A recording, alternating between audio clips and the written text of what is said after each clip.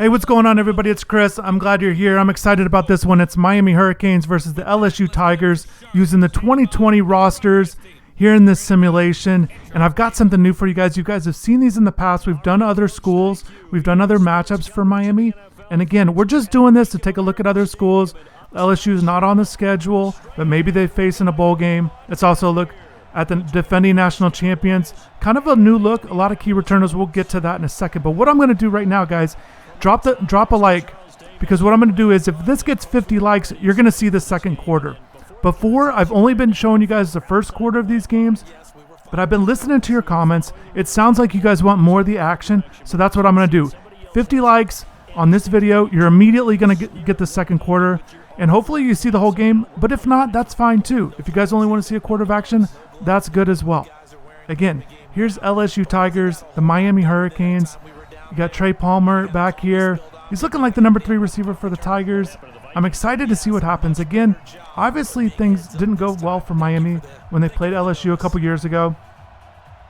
And this is just a look. Again, it gives you a look at, we've shown you Hard Rock Stadium so much.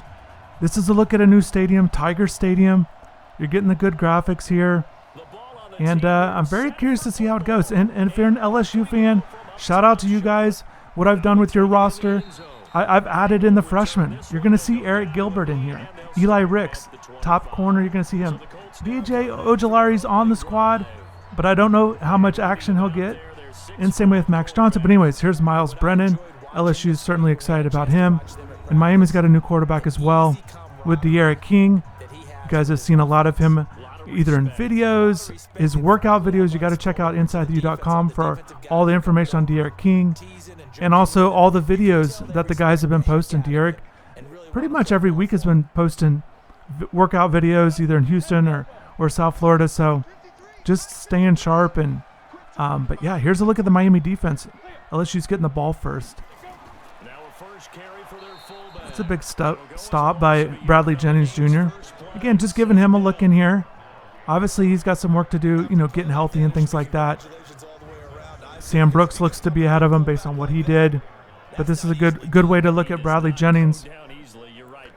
And he's off to a good start. So, again, the Miami defense, plenty to be excited about up front. And one of the things that the defensive line, and I kind of had another article recently, just, again, more buzz about the D-line. Pat Bethel, for example, he started on the D-line last couple of years. He thinks this D-line coming up will be top 5, top 10 in the country. He just thinks very highly of everyone. Here's a look at the LSU offensive line. And Miami fans might remember Chris Curry running back there. He's looking, crowded backfield, but he's looking to be the guy to emerge for the Tigers this season. But again, with that D-line for Miami, when you've got a line like that, you definitely it helps all the other pieces on the team. Your linebackers, yeah, they don't have the experience that they've had in the past. But Zach McLeod's played a little bit. You got to look. There's a freshman right there with Trey Bradford, but yeah, he's pretty excited. But anyways, it helps alleviate the pressure from at the other positions when their D-line is going the way that it looks like they should. So the false start certainly doesn't help matters. And especially in the secondary. Safeties coach Ephraim Banda talked about that with the D-line.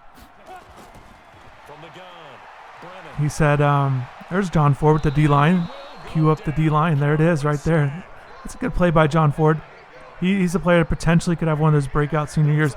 But anyways, Ephraim Banda was saying that the thing that stood out, and he talked a lot about the defensive line and things like that, but what stood out was, simply put, it makes his job a lot easier, which is true.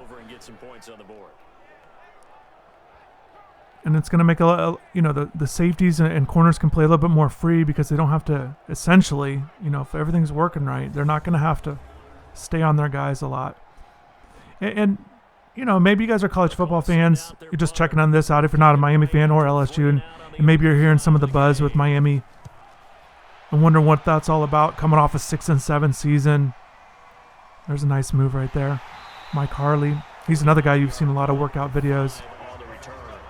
There's De'Aaron King. But the reason why there's a little bit more buzz, or at least why it should be at least considered is because, again, De'Aaron King, high-profile quarterback. The D-line is legit or elite at the end positions, and you feel like the defensive tackles can do enough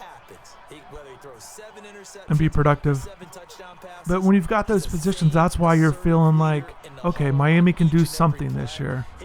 Certainly be better than the 6-7 year from a year ago. Obviously, you know, they're ways away from being national title, 15-0 like LSU, that kind of thing. But there's certainly reason to be optimistic if you're a Miami fan, which I assume most of you guys are. And a huge fan of you guys, all your support on the channel. Guys, we're getting close to 10,000 subscribers. We need to keep, so hit that subscribe button. We're almost there. We're getting so close to that. That would be such a big milestone for us. And when you guys hit the like button and subscribe or the bell notification, that really helps the channel grow and allows more people to see kind of some of the things we're doing. And again, it's new videos daily. I don't know how many straight days in a row it's been, but there's been a new video. Even though the spring ball's ended, there's not much going on. Again, we got new videos every single day. That's why you guys got to subscribe. But anyways, enough about that. Let's talk about these Hurricanes. Here we go. Looking at the offense. And one of the things you guys are noticing with these simulations, you're seeing a little bit slower pace. Obviously, Miami wants to play at a higher pace. It's just the way the game works. But I feel like it's a good idea or a good chance for you guys to check out the graphics. Get a good look at these guys. That's a good play call.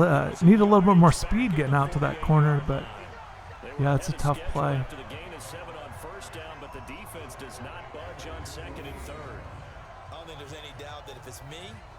Just kind of tossed him down there.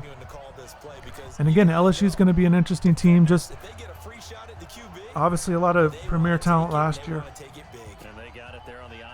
but they've got a lot coming back. The receivers, they're kind of, to me, you know, just kind of looking at them from afar a little bit, but just they're at that level where essentially the next guy comes up, elite player, very good player, that kind of thing, who's been sitting on the bench, and when it's time to step in, he'll be productive. And we've seen that with Miami when they've been at their peak at a high levels. Essentially, as soon as guys get opportunities to play, you're seeing highly productive seasons out of them. And I think that's what you'll see with LSU, especially with some of their guys. Touched on the freshmen there. With Gilbert and Ricks being 5-star prospects, you definitely got to figure they're going to make immediate impacts, or at least definitely have roles on the team.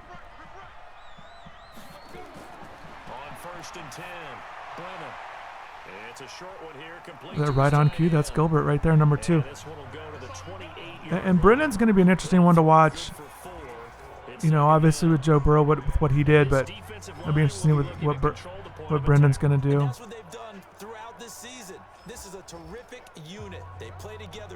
One thing I'm curious about, Miami fans, curious about your favorite uniform combination, the current team. What the current team currently has going for them. Do you like the white jerseys, the orange, the green? Do you like the blacks that they've wore?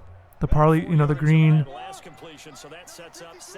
sleeves with the orange base. Do you like that? And then the white helmet is obviously traditional. Did you like when they wore those all black uniforms? And then the pants, they got orange, green, white kind of combination. Kind of curious what your favorite combination is. And I ask because I always like, there's Curry right there, but I always like, when I set these up, I always try to mix it up with some different combinations, give you guys a different look. That's what I did with LSU. Obviously, they typically wear white at home, but this gives you a look at that yellow and purple.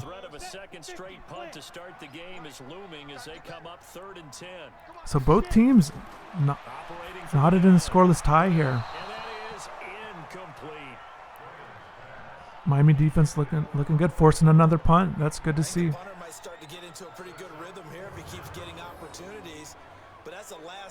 I don't know what play that was.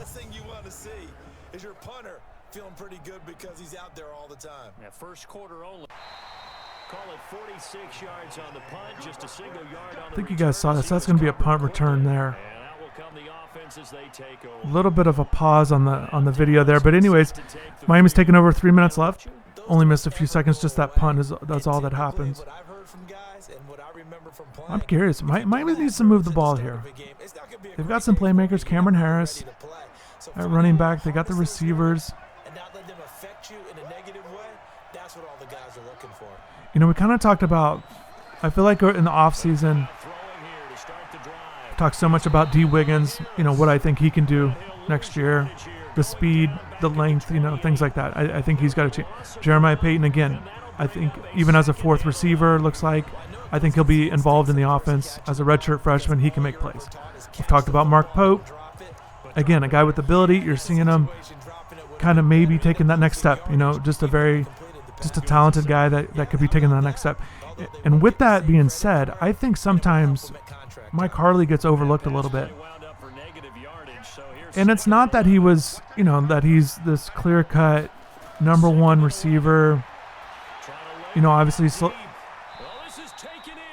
here I am talking. I was getting ready to say he's got some limitations with his height. You know, he's not the biggest receiver, and sometimes that can limit you. And he makes this play right here. My goodness, how far was this? That's a tough catch over the middle. What a great look there. Wow. But yeah, typically for a number one receiver, you'd like a little bit more size, a little bit more versatility with what you can do. But what I want to mention with Mike is just how hard he's worked, the leadership you're seeing with him. Again, he took such a big jump to his junior year from what he did his first 2 years at Miami. So you're hoping the production continues. And I don't want to make too much of these workout videos that people post. The players have been posting since spring ball ended at home and things like that. Because I know guys are working. Most likely guys are working even though they're not posting videos. So I don't want to take away from everyone else. However, what I'll say about Mike is because this is what we've seen. You know, he's one that's been putting those videos out on a regular basis. What stands out to me is this with Mike. His videos and his workout stuff, there's a nice play by De'Eric. I like that he'll take a hit. He's a tough guy. He can handle a hit. Former receiver. By the way, the fact that De'Eric King has returned a kick for a touchdown is ridiculous. Look, can we just... I don't think he gets enough credit for what kind of talent this guy is. But anyways, with Mike Harley, the thing that stands out to me, not only is he working hard and things like that, but the variety of videos we have seen. And it's not just in his, you know, the same people he's working out. He's working out in different either groups, different parts of the, you know, different people, different organizations. You're seeing all kinds of stuff. He's in the gym on the treadmill sprinting. You see him doing one-on-ones. You see him with a group of kids. Just had a video with that group of kids kind of showing them how to do a little route, you know, combination there with his workouts. You know, you see him on the track working the track athletes and things like that. He's just a guy he seems very dedicated to the work. And again, it's not to take away from everyone else and what they're doing or what they might be doing. It's just to credit what Mike's been doing. He's been putting in the work. He seems very dedicated to the craft. He seems to want to be great, and I think there's a lot to be said with that. And again, just because he's not the biggest and that kind of thing doesn't mean he can't be a productive college player. I don't know what's going on with that speed to the outside right there. But that is not working. I just think Mike can have just another productive season, build on what he did last year, and be an asset for the offense. It's a nice play call. So you're going bunch trips right with the receiver off to the left. So 4 receivers out there. So there's Mark Pope right there. Nice catch over the middle. And that's going to do it, guys. That was a fast quarter. Knotted at 0-0. Again, it's very simple. If you guys want more of this, cool. We need likes. We got to get 50 likes, and I'll put the second quarter up. And if not, that's good too. We'll just move on to the next team, move on to the next video. But I hope you guys want to see more. And if you haven't yet, be sure to hit the subscribe button. And as always, for all your coverage of the Miami Hurricanes, visit InsideTheU.com. And you can always find me on Twitter at InsideTheU. And guys, I just want to really thank everyone for watching the video. It's much appreciated. And I'll see you guys later.